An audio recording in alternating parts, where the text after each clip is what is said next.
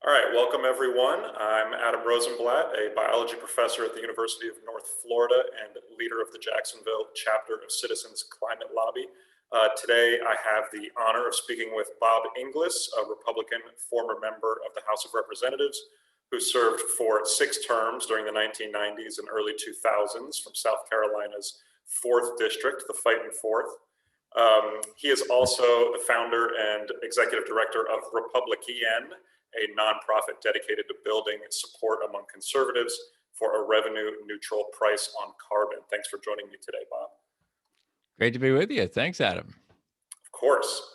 So just to start off, for those who may not be familiar with you and your work, can you give us a brief overview of why you decided to get into politics in the first place and what you see as some of the highlights of your political career? Yeah, well, first, so since you're in North Florida, I gotta just comment on the fact that my both sets of grandparents were in Jacksonville in my youth, and so my parents met and married there, and so I spent an awful lot of time in Jacksonville, sort of a second home for us That's great. growing up. So yes, and there's a town called Inglis, Florida. That was Oh, really? I did not know that. great grandpa's town. Yeah. So anyhow, it's at the mouth of the Homosassa River, and then subsequently the family moved to Jacksonville. Got in the real estate business just in time for the Great Depression, which Oh, is a geez. real good move. Bad Oh timing. well, oh well, yeah, the timing was not perfect. So, like my timing in politics, maybe in answer to your question. Let's see. So, why did I get involved in politics? I got involved in politics because in 1992 we were $300 billion, 300 billion in annual deficit. Oh, for those days to come back, right? Before the coronavirus. Right. Sadly, my team, the GOP, was running a $1 trillion deficit, annual deficit. So back then, I had this notion that I'm going to go up there and straighten things out in Washington. So that was Inglis 1.0. Mhm. Um, there are a lot of things I see in the rearview mirror about 1.0 that embarrass me, particularly my approach to climate change. I just said it was nonsense. Al Gore is for it. I'm against it. That was the end of the inquiry. So it was a pretty ignorant approach to climate change, but that's the way it was for my first 6 years in Congress. In my defense, I will tell you that a friend in Congress once said to me, being sent to Congress is like being sent to Yale, because he happened to represent New Haven, Connecticut. He said, being sent to Yale to take every course they offer in the first year you're there. And so that's what Congress is like. Some courses you take pass fail. So I Yeah, I can sadly imagine took climate it's change quite it's pass. quite overwhelming, I imagine. Yeah, but sadly I took climate change pass fail. Al Gore is for it. I'm against it. Next course, and so that's the way it was for 6 years. So that's actually a great segue into my next question because I had seen an interview with you where you talked about your time in Congress in the 90s and how you did have such a reflexive reaction to climate change at that time. I'm just wondering if you can dig a little bit deeper into that about why you think you had such a reflexive reaction and you know in sort of a broader sense, how do politicians' views get shaped on issues like climate change? I mean, is it really more about the personal experiences that people have, or is it about sort of the party platform and how politicians have to fit into their party platform, or is it lobbyists and campaign donations that are playing a bigger role in sort of shaping your thinking on these topics? Well, yeah, it's all the above, I think. The money is part of the explanation, although not so much in my case there, because there wasn't that much money being spent on climate disputation at the time. What personal experiences, yes, those shape all of us, right? And so I really hadn't had much of an experience with, the relevance of climate change. And then that party thing, yeah, that's powerful too. So all three of those, and so in my case, I guess that third one is the most powerful. Is just sort of like, well, not what our team talks about. Right. Our team talks about deficits and balancing the budget and Well, back then we did. Um, not so much, not so much here lately. Um, but so that's what it was. It just seemed like the other team talked about climate change, Right. not And, the and, and as Republican you team. as you said before, when you first get to Congress, it's like drinking from a fire hose of information, right? So I imagine Yeah. that if something isn't already if some issue isn't already in your wheelhouse, right, you're just going to kind of push it to the side a little Right, right. Or in some courses you intentionally avoid, like biology for me. bit. I'm better at words maybe than science and math. So I would have been scared of your class, Adam. I would have avoided your class. In similar way, I avoided climate as a class in Congress. It's sort of like, oh, gee, I don't know. That sounds scientific and complicated. I think I'll go somewhere else. Take econ, another econ course, or something like that. Right, you And you you play to your strengths. That makes a lot of sense. right. So then there's a clear difference in your sort of personal history between your time in the '90s in Congress and your time in the early 2000s in Congress. So what, in terms of your stance on climate change? So what was the difference between those two? What happened in between? Um, well, love happened, I think, is what happened. I mean, it's just that's the common theme about all this that changed. Is my first is the love of my son.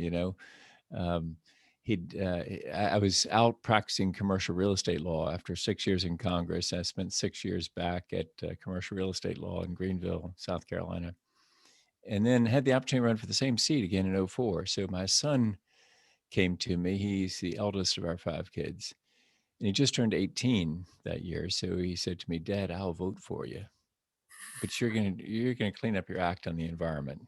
Wow, And wow. so it's the love of my son, his four sisters, his mother, who all agreed that got me thinking about climate change and being relevant to his future and to our four daughters' futures. And so that was step one. And by the way, my son was going to vote for me no matter what, right? It was not in his economic interest to vote against me because he was in college at the time, and it is possible to lose by one vote. And so Robert was going to vote for me no matter what. What he's really saying, I think, was, Dad, I love you, and you can be better than you were before. So how about make this English 2.0, the new and improved version? And interestingly enough, that I think the district thought that was okay. It was a little bit odd in a very conservative district to be talking about energy security and reinventing the fuel mix and the fuels of the future. Is a little bit odd, Mhm. but the economy was good, and I've checked out on other conservative scores, and so I think they said, okay, English, a little bit odd, but go for it. Here you are, reelected to Congress, and so that was step one. Step two was going to Antarctica and seeing the evidence in the ice core drillings. You can go into that if you want to, along with interactions with the people there, because I knew we'd see interesting scenery and amazing science in Antarctica, but I didn't realize that people would be so interesting, and they really were very interesting. Particularly Donald Manahan, who was a biologist at the University of Southern California, who was there. He'd hear John McCain's question.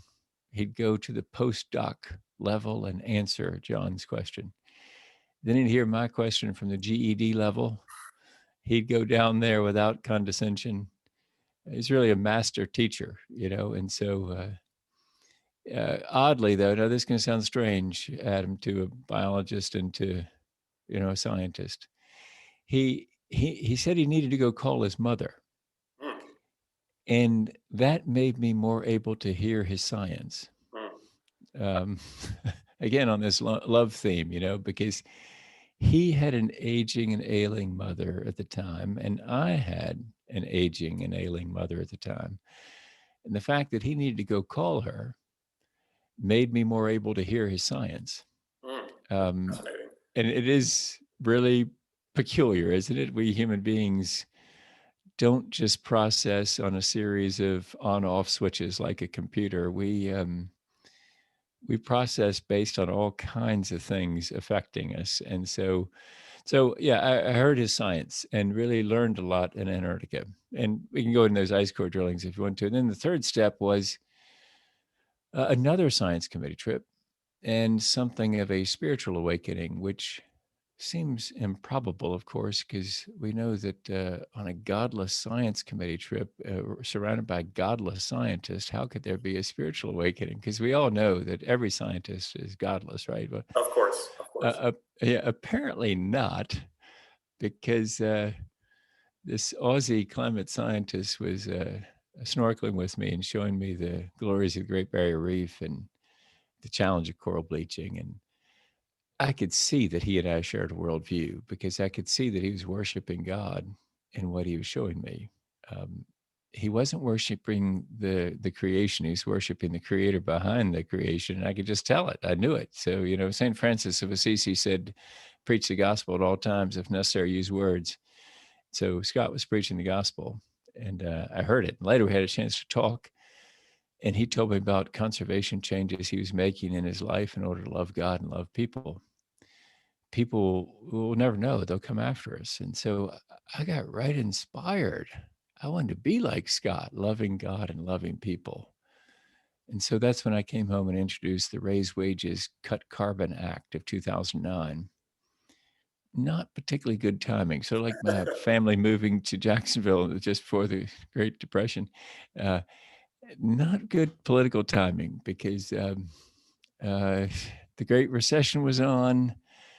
And Republicans decided that to enter the decade of disastrous disputation, as we call it, uh, and so I was thrown out of Congress in a Republican primary. After 12 years in Congress, I got 29% of the vote in a Republican runoff. The Wow. other guy got the other 71% of the vote. So, so uh, at that point, a foundation came and said, Inglis, unusual zoo animal you are, actual conservative 93 American Conservative Union rating.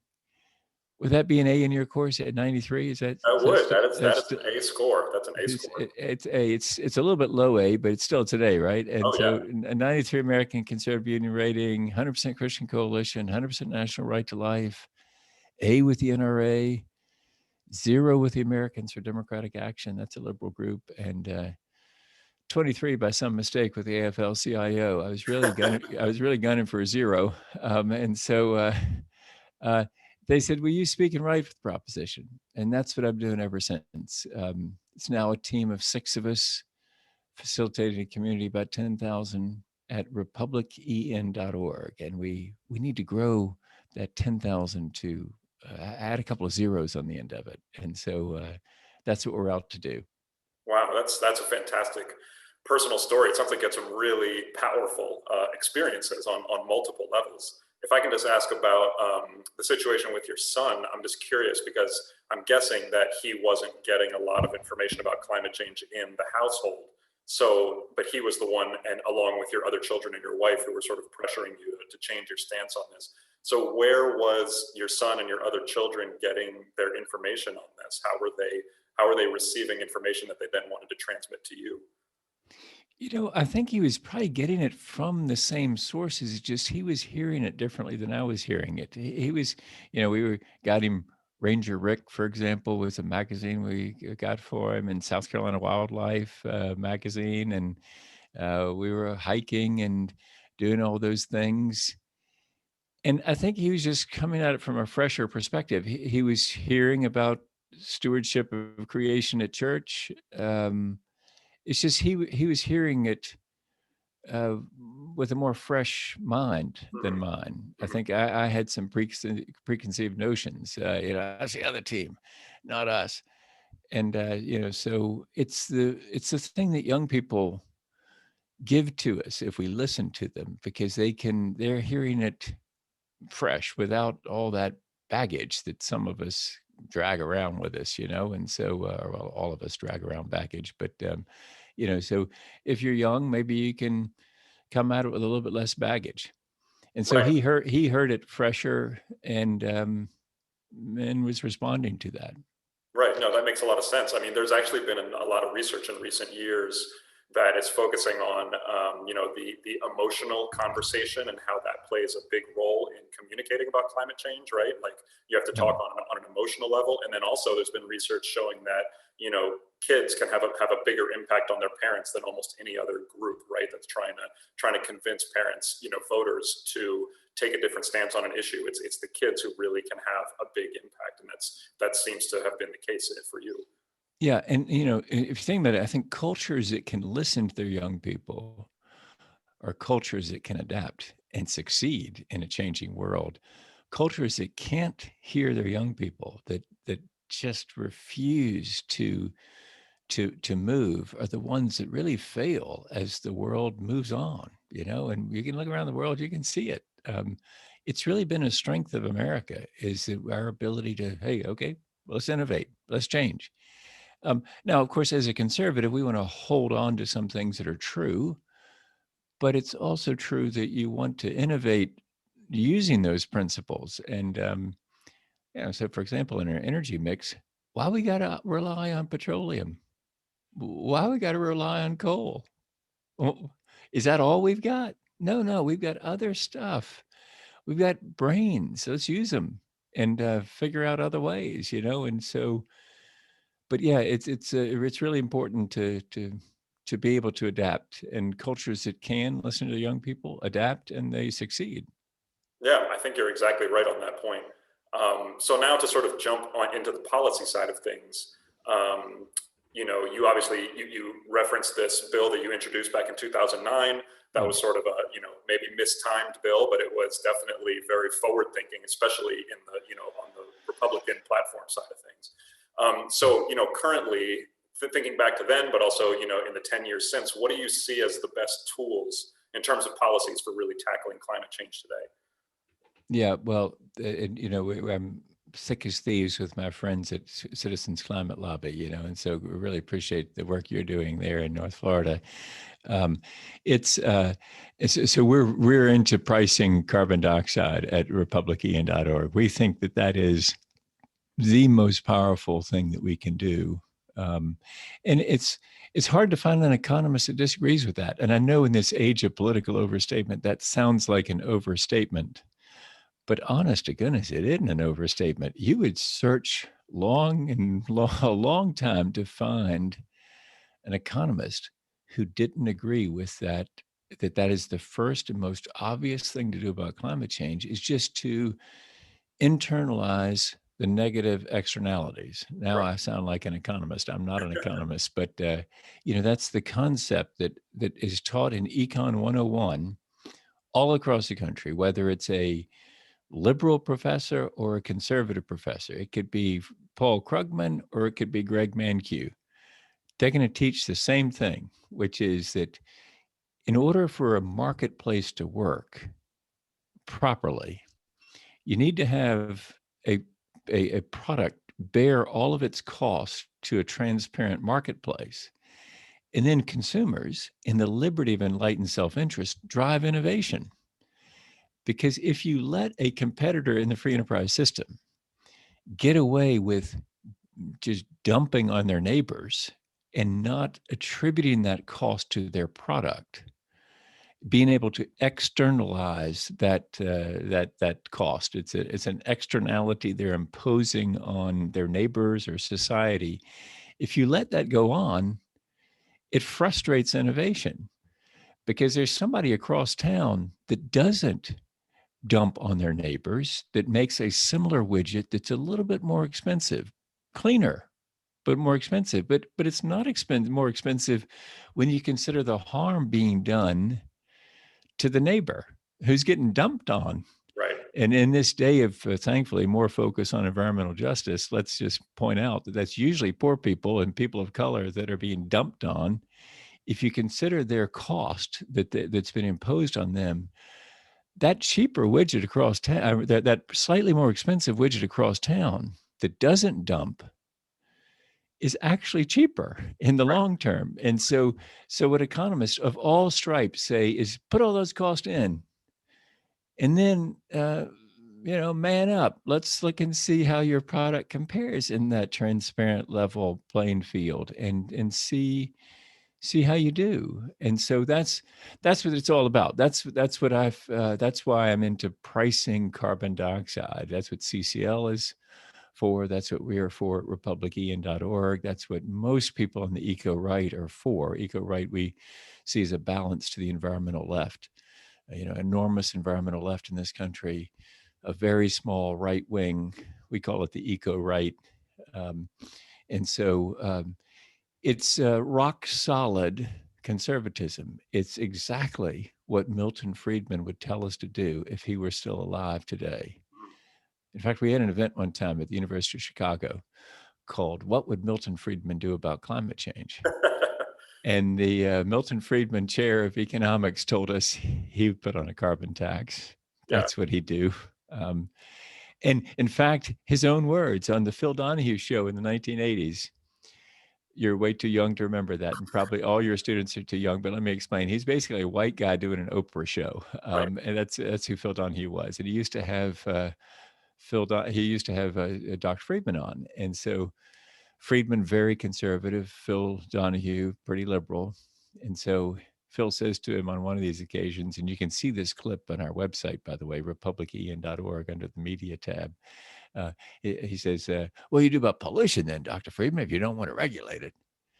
Friedman says, "You tax it. You tax pollution." And then he goes on to explain this concept of internalizing negative externalities better than I've just done it. And that's bedrock conservatism. And Yeah, no, so, I mean, it makes a lot of sense, and I think your explanation was really good. I mean, that's why I got involved with Citizens Climate Lobby, right? Is because I felt like they're the group who are making sort of the most pragmatic push, right, for policies that make sense in a bipartisan way. I'm wondering if I agree. I think that putting a price on carbon is the first thing we should do, and it's one of the more important things that we should do as a society to sort of get the situation under control. But so does that mean that you're opposed to sort of all forms of government regulation when it comes to climate change?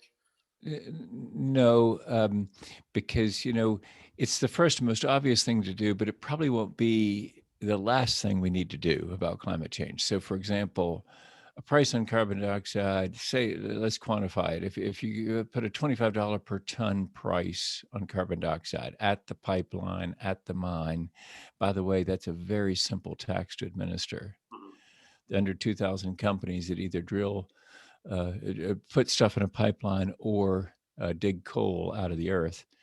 So it's a very small job for the IRS, very easily done. Mhm. And so, but if you put that $25 per ton price on carbon dioxide, it causes the price of gasoline to go up by 21 cents a gallon. Mhm. It's just about a penny per dollar. So if it's a $40 per ton cost, it's about 40 cents. But it happens to be at 25, it's 21 cents. So it's almost a dollar equals a penny on the price of a gallon of gasoline.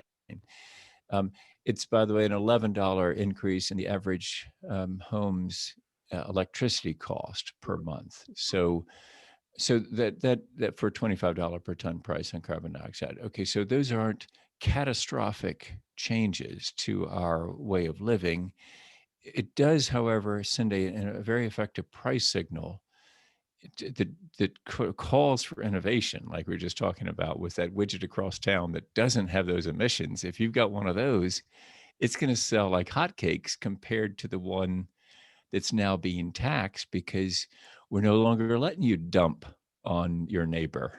Right. We were saying, no, no, hold your ash on your property. Don't dump on your neighbor. Um, so that's that's what we're after here is that internalization, right?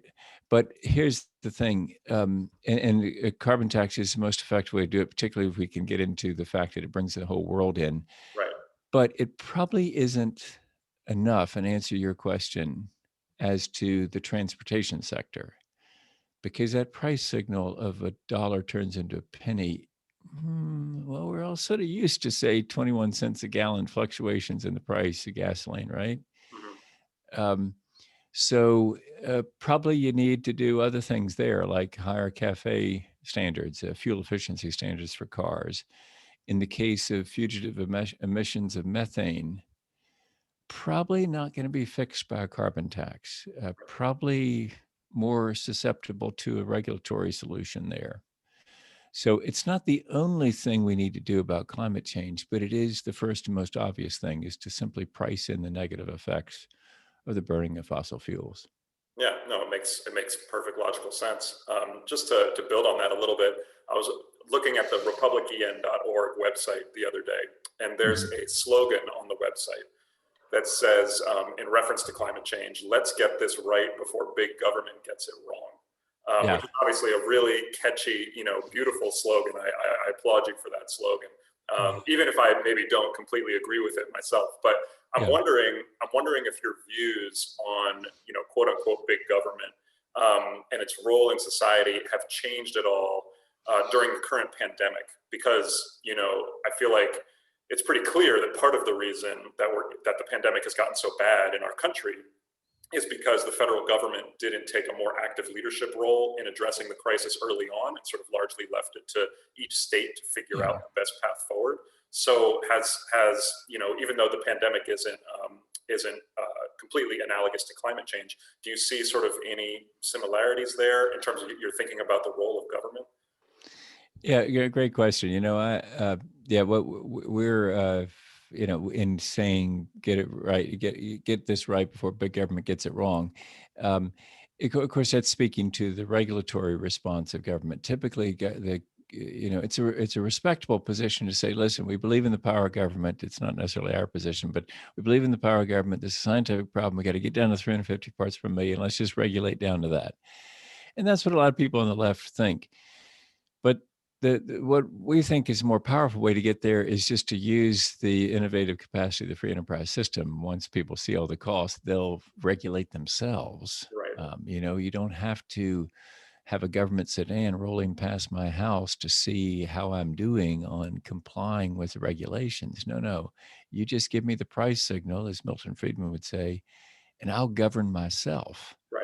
I'll insulate better. I'll turn the thermostat down. I'll do things. Um, but you're on to something, though, Adam. I think that you know my, my one of my political heroes, I'm sure, is Ronald Reagan. And he used to say the word government like it's a cuss word. Right. I mean, you listen to Reagan say government. Um, it's a little bit like the way the left says corporation. Right. Corporation, that's a cuss word Mhm. if you're on the left. Uh, and government is a cuss word if you're Ronald Reagan. So I do think you're right, though, that in the midst of the coronavirus, we're finding out that we really need that government, not as a cuss word, but as gee, we got a fast spreading pandemic. Some things really do require governmental action, and it needs to be efficient and effective.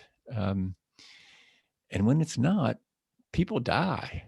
Yeah. And so, uh, yeah, I think we speaking of those cultures that are able to change because they listen to the young people. It's also maybe we need to adapt our views of government to something that okay, make it useful, make it effective. The thing that I think that is an opportunity, by the way, for my party, for people listening who are Republicans or conservatives, is to be the party of reinvention of government. I mean, and there's a tremendous opportunity, especially with young people who basically know that how to operate with apps, and they want government at the speed of an app. So why can't Social Security be more efficient? Right. Why is it that when you go to a government office, as Newt Gingrich was fond of saying, you set your clock by 30-minute intervals? Whereas you step in the door at McDonald's, you expect to be served within, I think it's 3 minutes Right. of walking through the door. And so, why has it got to be that way? Why can't Social Security be as efficient, say, as MasterCard or Visa, who can tell us who by their algorithm know whether it's you or not, and they will text you and say, is that you charging that? In Salt Lake City one time I was there and I was doing an event. We charged $900 for hamburgers. There were about 100 people there, or 75 people there. It's a big charge. It's like $990 or something for hamburgers. Yeah. And so I live in South Carolina. I was in Salt Lake City. This is before the coronavirus. And uh, and so I handed the card to the cashier. The card was rejected. They handed it back to me. My phone was dinging, and it was a text from MasterCard. Is that you charging $990?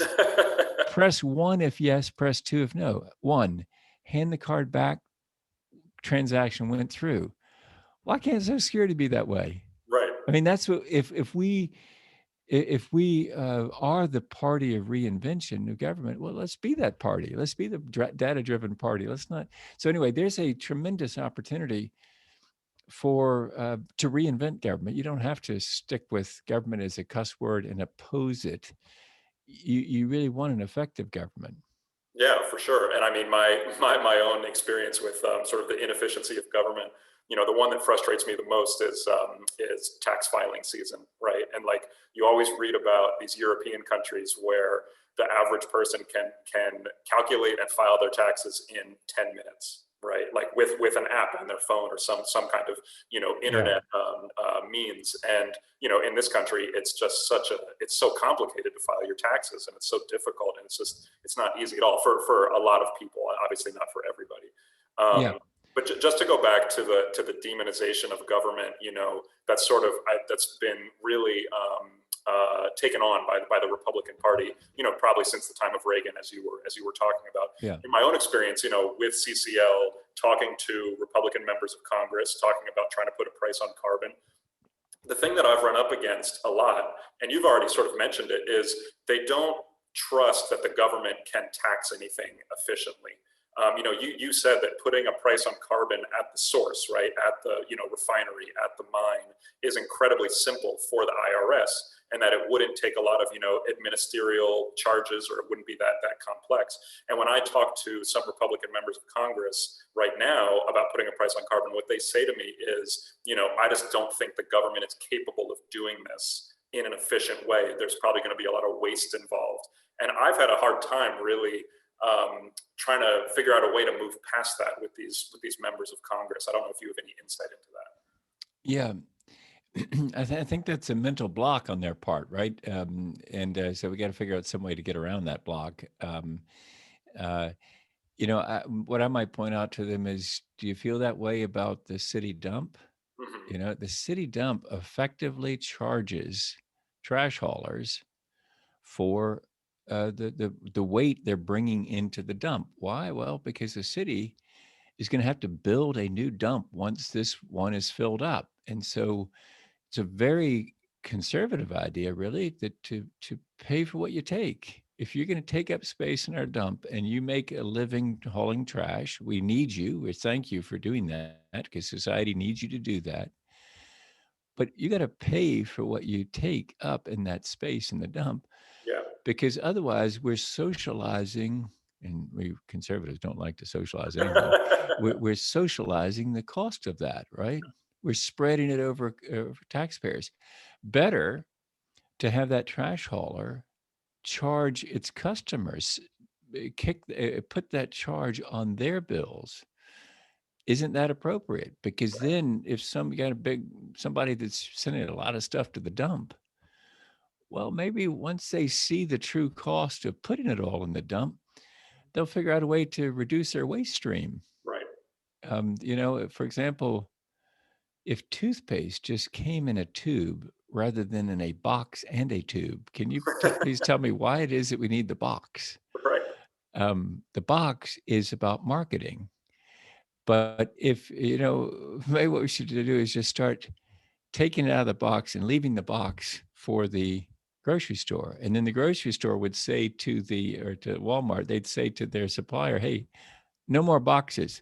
Because you know what? When we take those boxes to the dump, they charge us for them. Right. And so how about stop doing that? Just give us a tube. In other words, all of those things, that'd be a virtuous cycle of people being reinforced about, hey, there's a better way to do this. Speaking of innovation again, and isn't that the free enterprise system? That's what we.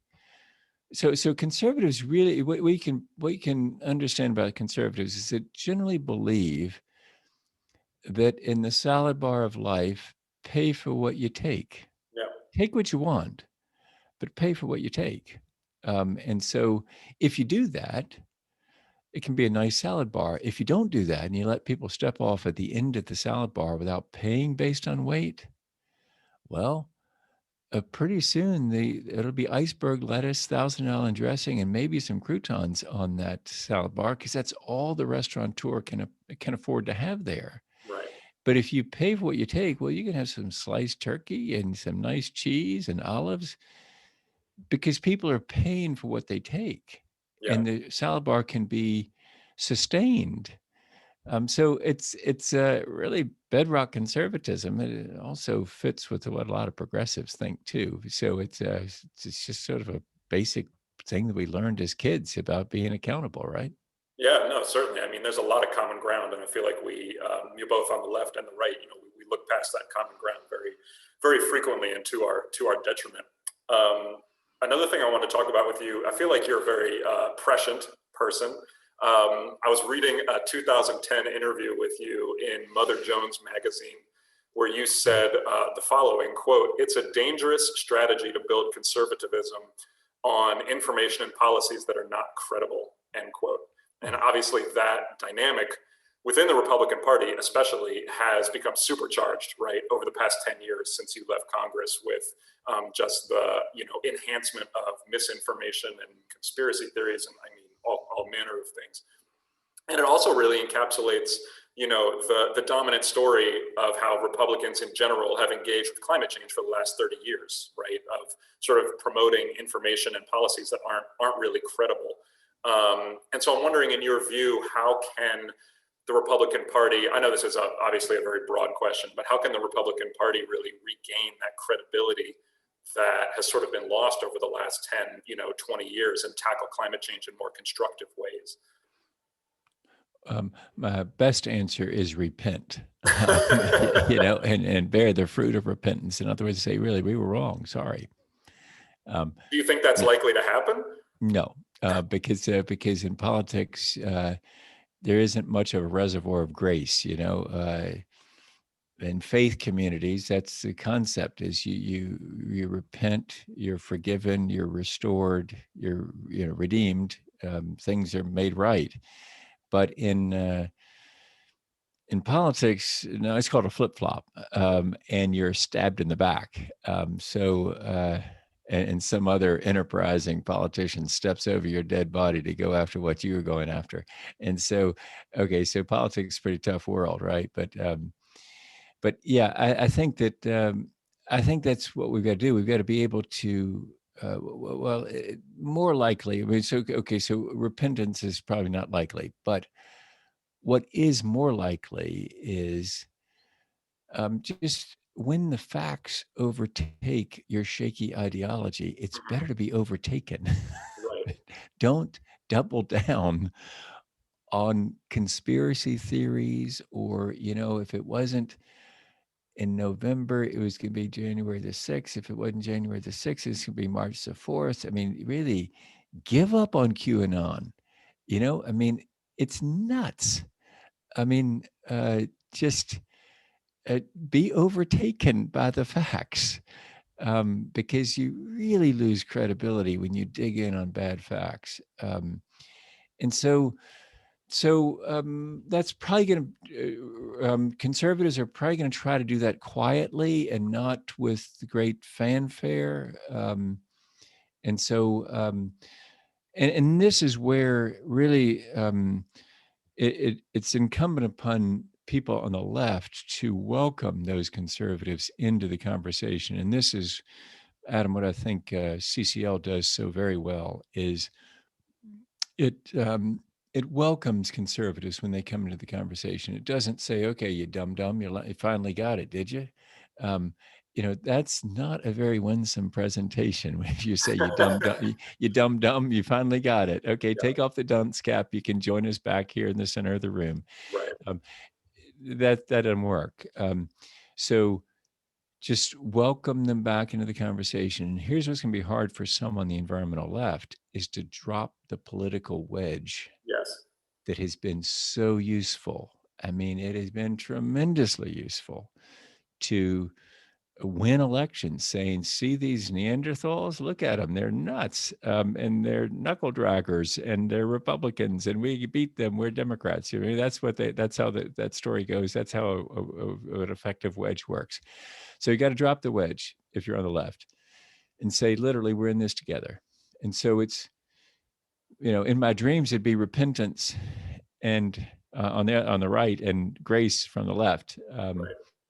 Um, and openness on the left to some ideas that would be strong ideas from the right about using market-based solutions. Then you can have a coming together that solves the problem, and America leading the world to a solution. But one thing that I would point out, though, is it's more recent than that 30-year reference you just made that we had this problem, right? I mean, it's hard to remember this, but early 2008, Newt Gingrich was on the couch with Nancy Pelosi Right. in an ad. We don't agree on much, do we, Newt? No, Nancy, but we agree climate change is real and we need to do something about it. That was early '08. By the end of '08, Newt had switched. We don't know, he said. Right. What had happened in the meantime? Well, let's see.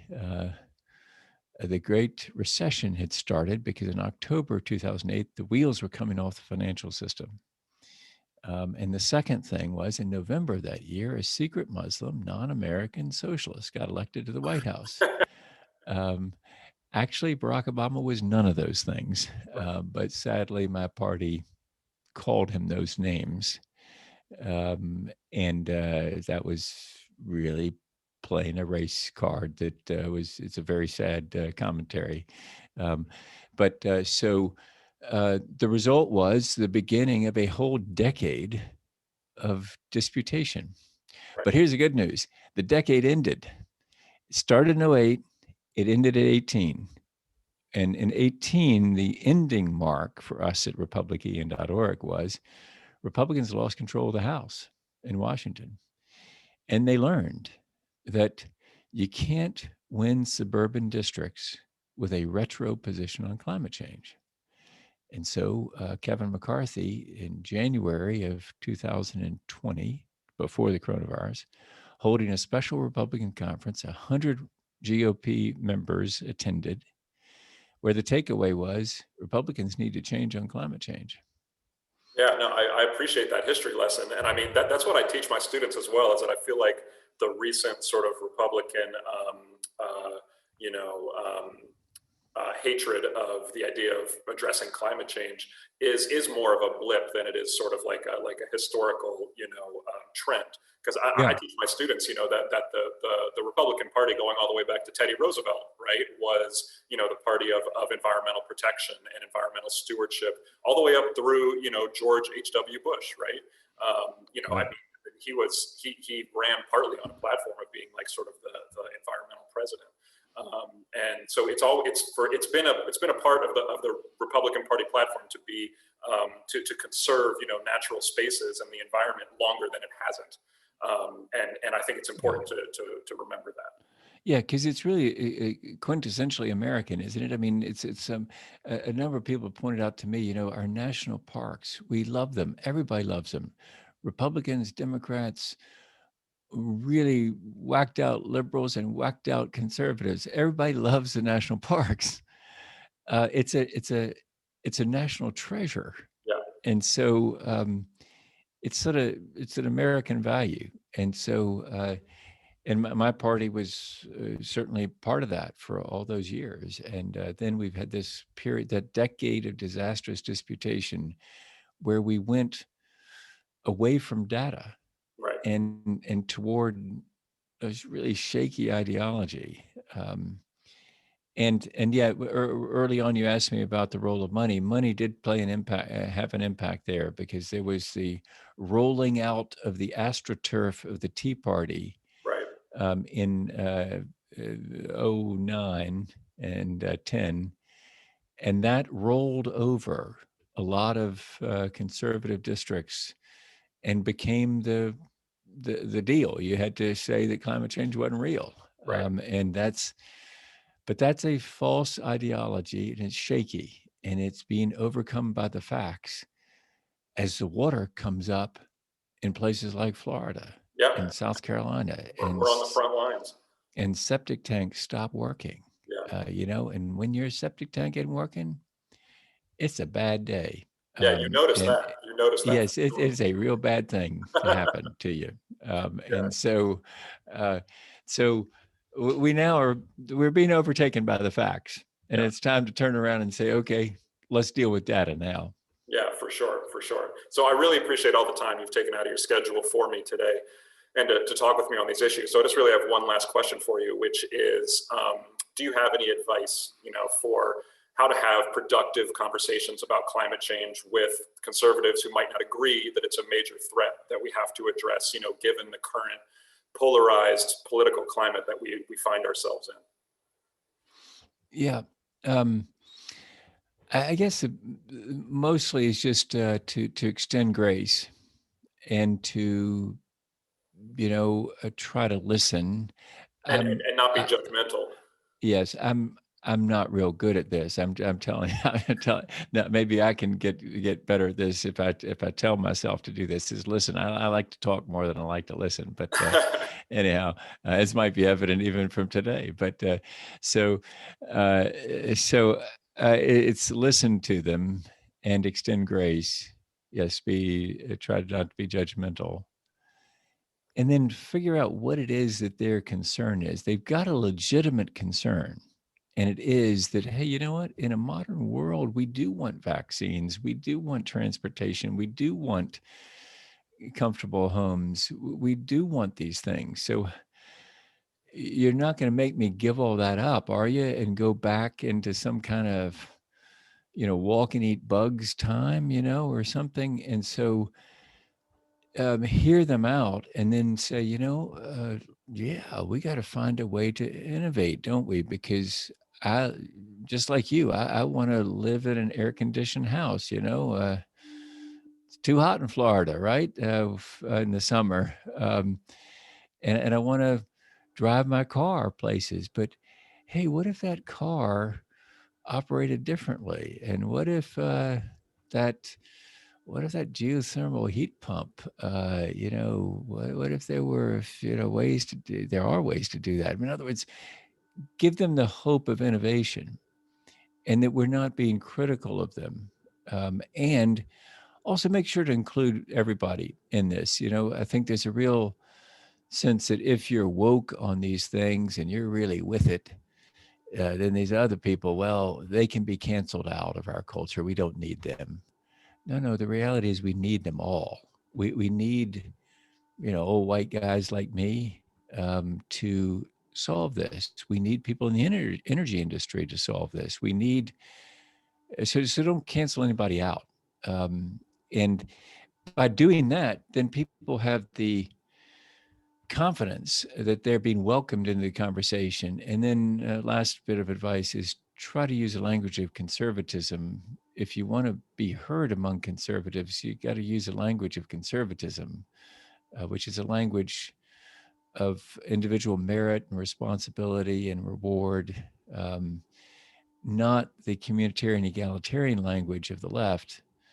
That's borrowing heavily from my friend Dan Kahan at Yale, who says that they're really two different personality types, and so yeah, those are, but mostly just listen and be patient and try to find an entry about where everybody can win, and not that they're going to be big time losers, that because they were rubbed off the ship of state like a barnacle. Yeah, no, I think that's fantastic advice, and I'm hoping that all of us can take that advice on and really make it a part of our lives. I think everything would be a lot better for it, for sure. Yeah. So yeah, I really appreciate your time, Bob, and yeah, please continue your great work at Republic EN. And if anybody who's watching this is interested, please go to the republicen.org. You can find out more about Bob's organization and how to get involved if you want. So, so thanks again so much, Bob. Thanks, Adam, for having me. Great to be with you.